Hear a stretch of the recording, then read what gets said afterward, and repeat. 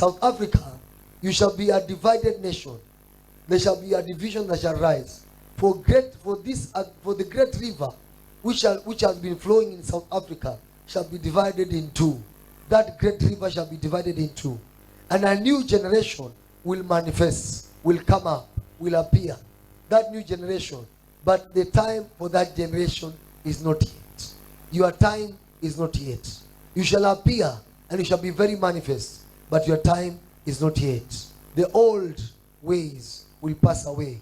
The old systems will pass away. But the young generation is being told, your time is not yet. In Jesus' name. I think there's a mixture of surprise, shock, and excitement perhaps. Because as you were saying, in 30 years, the ANC has run the country uncontested as a majority party.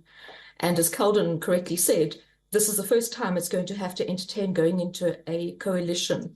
You shall be a divided nation. There shall be a division that shall rise. For the great river which has been flowing in South Africa shall be divided in two. Because a coalition is going to have different configurations on a national basis as well as provincial.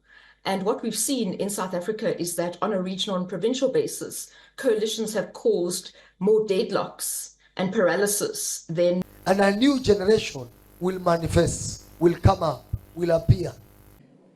If the youth of South Africa come out on the 29th of May, we will collapse the government of criminals. Fighters and ground forces, don't be discouraged. That new generation, but the time for that generation is not yet. Coming to the votes now, the African National Congress has lost its 3-decade-old absolute majority. It is down to 40% of the vote. The opposition party Democratic Alliance is the one with the second largest vote. John Steenhuisen's party got 21.7% of the vote.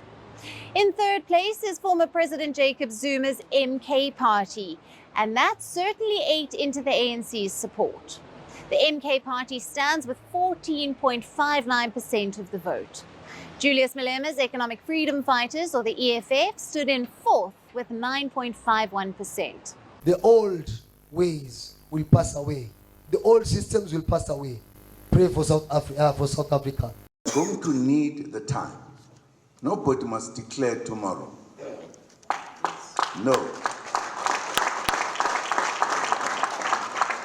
If that happens, people will be provoking us because we know what we are talking about. We are not guessing. We know. And why should they rush to count?